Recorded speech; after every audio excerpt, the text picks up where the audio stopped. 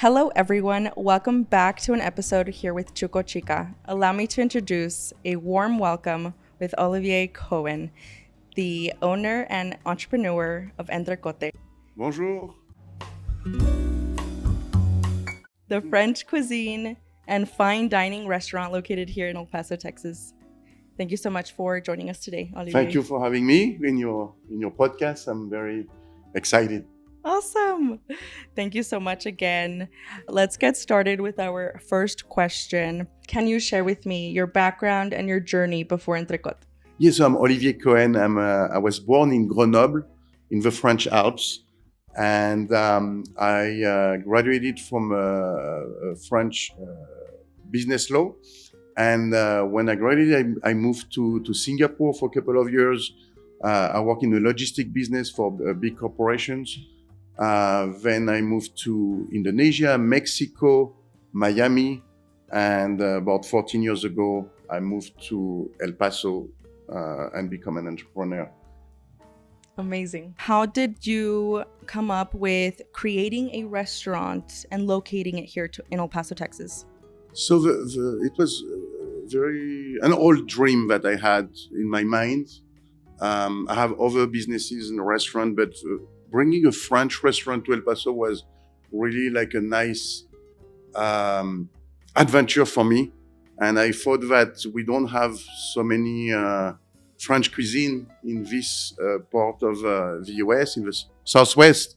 And it was a child's dream to create a French restaurant. And I had the opportunity to do it here in El Paso, so I'm very happy about the opportunity. Can you share with us a little bit about what is your inspiration during the menu decision making? What makes it, and how do you decide that? Yeah, so on the menu engineering and working with a chef to bring, the most important for me was to bring the flavor from France. And I've been to many restaurants in the US, including Miami, French restaurant, and there's always a twist to the tastes of French cuisine. And I really wanted to do like a classic French dishes that if you go to France, I want to bring the same flavor to El Paso. And I think that we have succeeded in that mission. And when we have French guests that are joining us for dinner, and they tell me, your escargot is exactly the same that I had in Dijon, in Burgundy. It's the same flavor, that I think that mission is accomplished in that sense. And sometimes the chef, they want to twist a little bit the flavor, and our mission was really to have a classic upscale bistro restaurant here in El Paso. Mm-hmm. And we are very particular about our product, the selection of our product, and then obviously the sauce. In French cuisine, a lot of different sauces. So we always work with a chef continuously to make sure that our recipe are original and classic French recipes.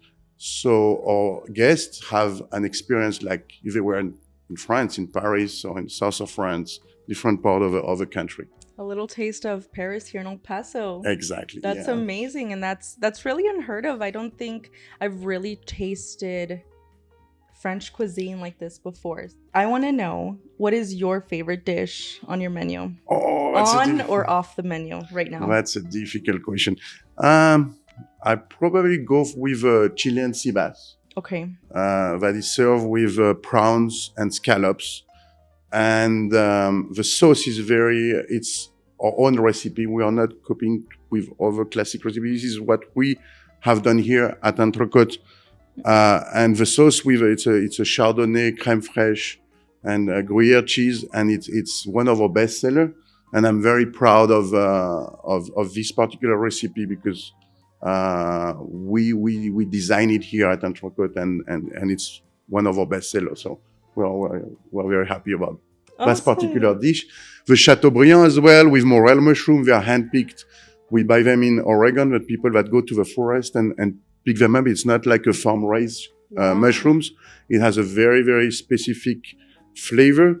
And I don't think that here in the US, because it's so difficult to get, We don't have many restaurants, maybe in New York, maybe in LA, but I haven't seen many restaurants that offer this particular mushrooms on Chateaubriand. So the Chateaubriand is a center cut filet mignon, and it's a beautiful dish as well. And we're talking about initially starting this business. What were the investments or capital needed to start Entrecote? Okay, so we were lucky. We have a beautiful setup here at 5825 North Mesa. The bar was already like an Art Deco. We did some changes. We did a lot of renovation, but roughly between $200,000 and $300,000 is capital injection that you need to start and to have some working capital to buy supplies.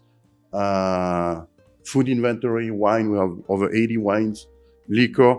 So more or less buy some equipment for the kitchen, extra equipment. But we were lucky to have a location where the renovation was pretty smooth and fast. So we opened up our restaurant within 2 months after we signed the lease, which is pretty fast. Getting the permit, the liquor license, and all the permit that the city require. We did a pretty good job by opening within 2 months. That's amazing. So what year did you open? So we started the company in 2008. Okay. Yeah.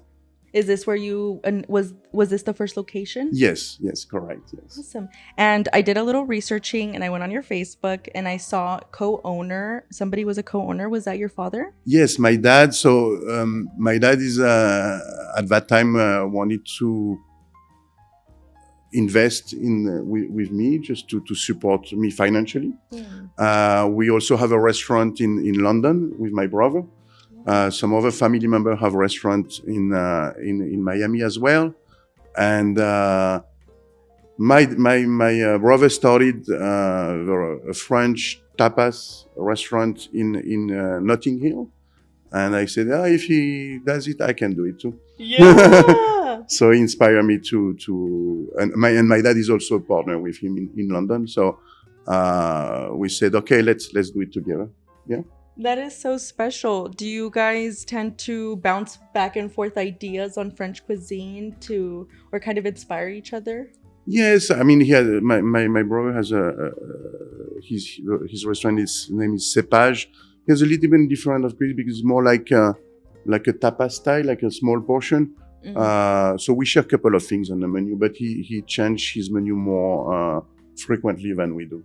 How do you consistently maintain a high quality standard in your food and service? So on the food side, is important to meet with our supplier on a regular basis.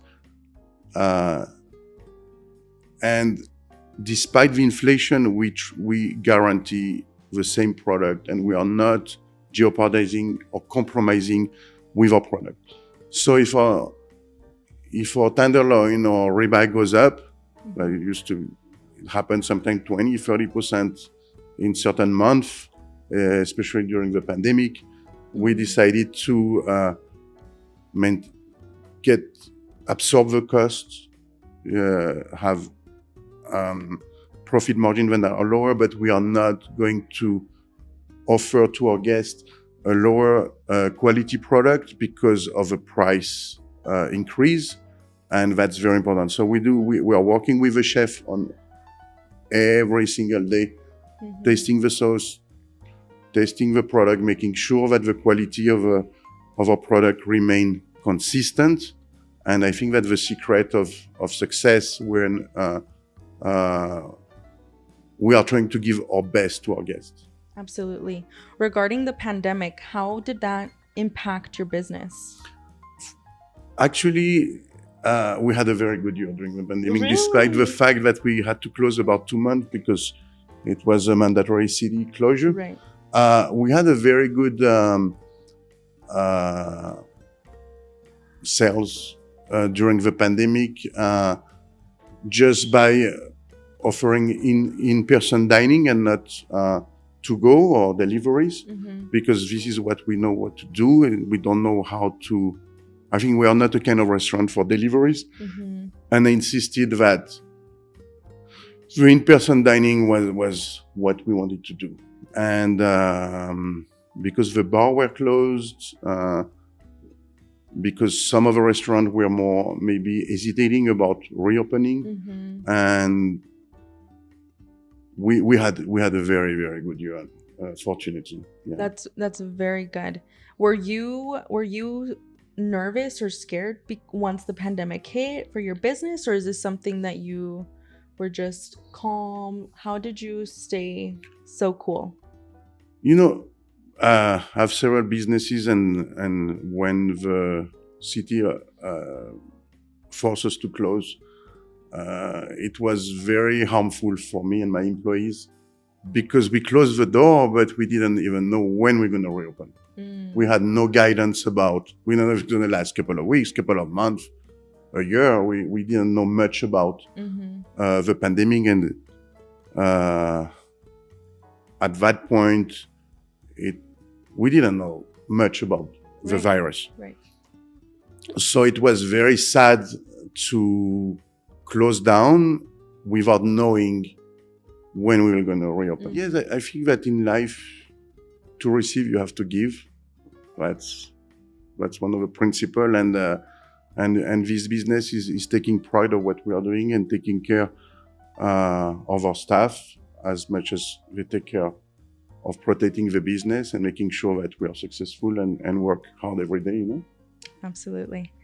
Regarding the decor, the vibe, I guess you would call it here, Entrecote, it is amazing. As you walk in, it is just so lively with the blossom trees, and just, I'm looking at light up, art right now. Who helped you decorate and have your vision for this restaurant come to life? At the beginning, I have a interior designer, and then after 1 week, she said, you don't need me, just do it yourself. You have all the ideas. You don't really need me. So I took care of the renovation and the design and the decor of Entrecote. And with my wife, each time we travel, either to Mexico, to New Orleans, to France, we always bring a little thing from our trip and bring it to our restaurant. So the tree, which is blossom trees. We have like a tree that has some lights. We bought in New Orleans during one of our trips, and so on. So we it's part of our life and bringing new decoration that we see and discover, and bring it to the restaurant whenever we can. How special. I had no idea that was part of your restaurant, that there's little bits and pieces of everywhere here. Yeah, I think that bringing some souvenirs from our trips is bringing more like a personal touch to our restaurant. Absolutely. Talking more about your wife, how has she supported you in that friendship and relationship while being an entrepreneur? So my wife is helping me. She's working as a hostess during the weekend, and when I come back home, we talk about some challenges that I have, and she's more relaxed than me. She's very peaceful, and Aww. I'm more of a stress person. Yes. and she's bringing that to me and saying, take your time, like you said before.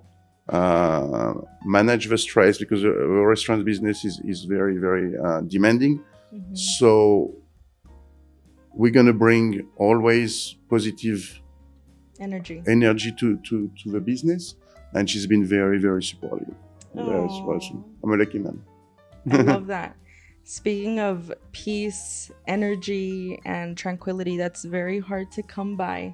And so sometimes you just need that person to kind of balance you exactly a little bit. And so I'm so happy you have that, and your work translates with that as well. Yeah, my wife is definitely a huge help for me.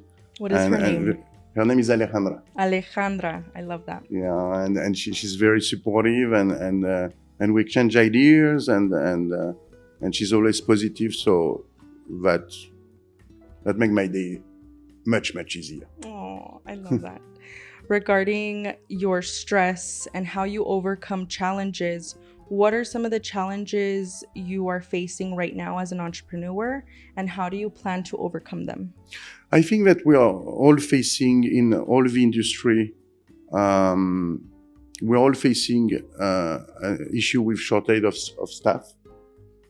It's more and more difficult to find qualified and motivated staff. So I don't think it's only in restaurant industry. I'm hearing it every day from our guests that are struggling to maintain a good service level up to the standard you define. So we're constantly training our staff, constantly hiring the best talent that is available. Mm-hmm. And sometimes it's very challenging, but overall, I think we have done a good job by maintaining a good team and setting up a standard, you know. Hiring for a team can be challenging in its own. What are some of the qualifications that you look for a future staff member here at Entrecote? At the end of the day, if you take pride for your job, Entrecote is a place to be. If it's just another job, don't apply here. It's not going to work. Mm-hmm. I think that we are a fairly small business, and we want to give a personal touch to our guests. During the pandemic, when we had to close, some of our guests say, "Hey, this is our second home. We missed you so much," and this is the kind of atmosphere that we want to always have at Entrecote, where our guests are treated with a personal touch. Mm-hmm. They know we're going to take care of them the best as we can, and the size of our restaurant allows us to do that. I love that, and that is why your restaurant is so successful and one of a kind. Everybody has these special customers and clients. Mm-hmm. How do you deal with clients that are not so happy, no matter the case? Fortunately, we have very, very limited complaints. The biggest challenge is that all our food is made to order. So if we have a 40 minutes, 45 minutes ticket, sometimes a little bit longer, it's because everything is done on the spot. And I know a lot of restaurants that are pre-cooking proteins. We don't do that here because it affects the quality of our food. So I always tell our guests that this is worth the wait, and usually they are happy, even though we may have a little bit sometimes some delays. Mm-hmm. We have been improving a lot in that aspect by hiring good staff in the kitchen. Mm-hmm. But we had these challenges on and off, and we are working on it to improve on the ticket time.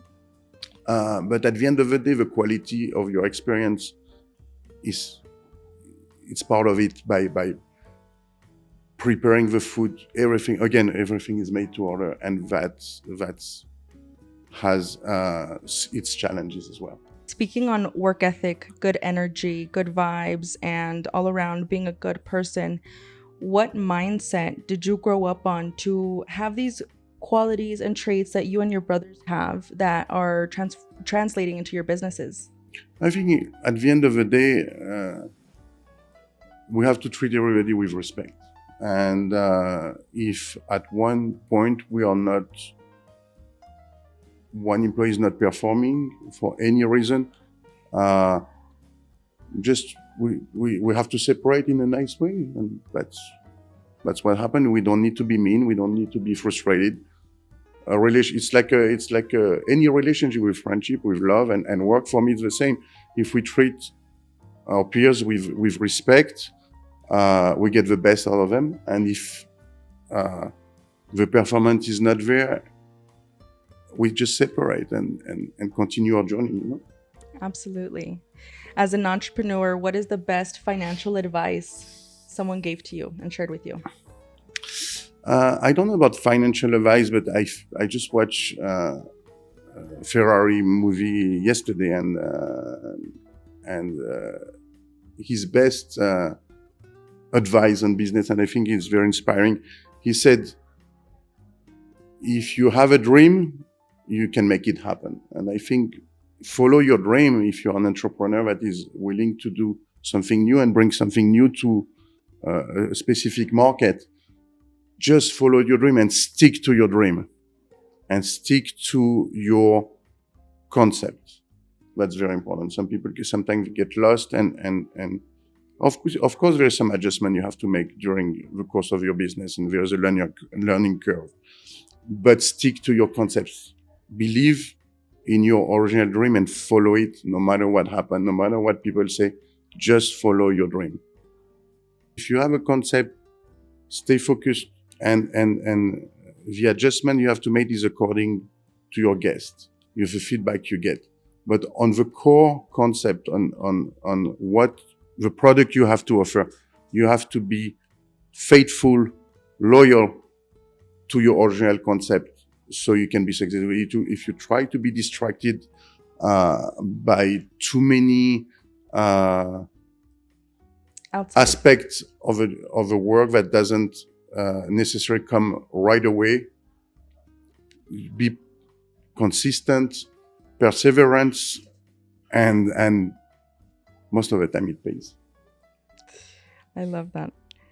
So much good advice. What would you tell an aspiring restaurateur, which is an entrepreneur who wants to own a restaurant like you one day? What would you tell them? What advice would you give them? The advice is, we talk a little bit about it right now, but I think if you have, again, I come back to if you have a dream where you think that you're going to offer something specific, something different to your community, go for it, and be always proud of what you do. And pride is a very, very important aspect of your daily job, because you have a lot of obstacles. But if you know that what you deliver, you make your guests or your customer happy, I wake up every day with this in mind. I want my guests to leave Entrecote happy. Mm-hmm. And I will never compromise with this standard, and stay focused on that. I'd like to add that we've come here and you are here the majority of the time, making sure everything is on point, mm-hmm. your staff is happy, that you're okay, that everything is great. Our first time here, you opened the door for us, and it was just an amazing experience alone. And I feel when, sometimes you own a business and restaurants, you hire someone to manage your restaurant for a little bit, mm-hmm. but we don't really see the business owners as engaged as you are. What is the secret recipe to creating really a community with yourself mm-hmm. in your business? Yeah, I really care about Entrecote. It's my little baby, and if I come to your table like I did when you came, and make your experience a little bit more personalized and more unique by recommending some plates, by giving you some history about some of the dishes that we have, or wine, and you leave happy, that makes me happy, Absolutely. Off the menu, I'd love to know, growing up, what was your favorite childhood dish and who made it? Oh, that's a good question. I think we have a couple of items on the menu that remind me of my childhood, such as the chicken schnitzel. So it's not a French dish. It's my grandmother was from Germany, and she always prepared the chicken schnitzel to me when I was a kid, and I was visiting her house once or twice a week. And I said, "What do you want?" I said, "I want the chicken schnitzel." That's the flavor from my childhood. So that's why we have this item on the menu. Mm-hmm. My mom also was used to cook a lot the Saint-Jacques scallops or gratin. So that's one of the plates I had in the menu. We have a Charlotte salad also by the name of another grandmother that was doing a specific lemon dressing that we have also on our menu. So there is a lot of history in our menu from my childhood, from the flavor. I have a French palate, so I want to bring it back. I want to bring it, sorry, not back. I want to bring it to our menu because these are amazing memories from my time in France and my childhood, and I'm always happy to bring some of my experience into the table. I love that. It all stems from love. Yeah, in my family, sometimes we don't know how to show love, but very well. We are not very Affectionate. we don't express Mhm. very well. But my entire family, the way to express their love was towards not with words but with food. With So food. my grandmother, my mom, my dad, everybody, by cooking is a way to show love to others. And this has been my experience all my life, where we cook with love. We cook with love. I love that. I'm going to take that home with me. I'm not a great cook, but I'm going to make something with love and serve it. So I want to know, with that idea, we cook with love, what have you cooked Alejandra that she absolutely loves, and you showing her just a little token of So on your love? Sunday, it's my only day off, and I usually cook, and it relaxes me to cook. And I cook a lot of different cuisine, not necessarily French. I cook Asian, Mexican sometimes. Not very good at Mexican, but Italian, barbecue, become like a Royal American, a Royal Texan here in El Paso. And I cook for her, and she cooks with me, and it's a very joyful experience and time we have together, where we always cooking is at home is also one of my passion, and bringing new ideas also to our menu. But yeah, I do cook at home, especially on the weekends, and I think my wife is happy about it. Yeah. Sunday I don't leave the house. It's a family time. We have 4 teenagers at home, Oh my and goodness. that's the time to share quality time with them, to give them as much as we can the attention that they need when we are more busy during the week and work during evenings. But Sunday is very important to be together and share a nice dish and talk about our week and exchange ideas and have fun. Yeah, Absolutely. I'm sure it's a lot of fun having 4 teenagers it at is. home, and I'm sure they Yes. keep you busy. Oh yes. Oh yes. It's quite interesting. Yes. Have they shown any interest on themselves becoming an entrepreneur, and have you given them any advice or?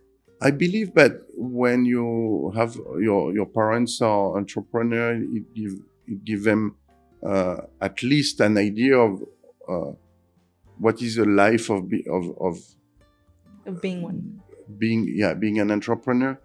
And I'm leaving to Montreal this week with my daughter to visit McGill University, and she was between the law field and business, and apparently she's leaning towards more business. And I think that her parents are inspiring her to maybe one day become an entrepreneur.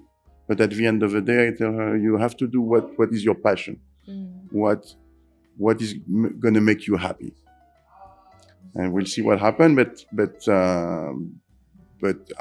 we hope to be an inspiration to our kids as well. Yes. Always. Were your parents entrepreneurs themselves? No, actually, my dad was an engineer, very successful, trying all over the world.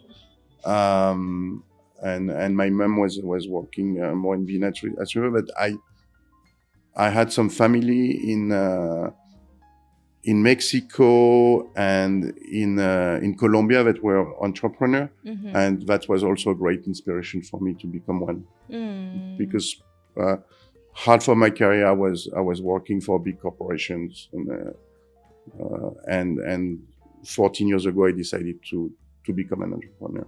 To leave that corporate position. Exactly, yeah. Was there a last straw that you said, I don't want to work for somebody? it was not necessarily work for somebody. It was more like how I'm going to grow intellectually, how I'm going to grow intellectually, and secondly, how I'm going to make my dream come true. And that was the decision making that it was time on my life. I had two very young kids at that time. It was a very risky decision when you have to support a family. But you have to follow your dream, and that was a very, I always had this in my mind. And to make the step to move towards the entrepreneurship was more towards, okay, what I'm going to learn, what's next, how I can grow personally. And that was, for me at that point of my life, my only way to grow and to achieve my goals. And happiness is achieving your goals, having a purpose and a good one, and being persistent. All right. Lastly, please share with us your favorite restaurant in El Paso, Texas. Okay, so our favorite restaurant, and it's been a custom since we moved back in El Paso 14 years ago. We go to Cozy, especially for birthdays and sometimes, getting out of work. I think there is a very good quality of product. I think they are the best sushi in El Paso. Cozy. Cozy. Teppanyaki, I think. It's always consistent. We like it. We enjoy it a lot. Wow. I like Asian food, so this is a very good restaurant. I enjoy it a lot. Have you met the owners? Yes, I met the owner like last week. Yes. Oh, that's awesome. How was it? Yeah, it's always very interesting to talk to entrepreneurs that are facing exactly the same challenges in terms of operation, in terms of creativity, and it's always comforting to see that we're all on the same boat, working again with pride and bringing something new to El Paso, and exchanging with different business owners on or creativity or challenges is always a positive conversation that I have with them, and we always have a very good, interesting exchange.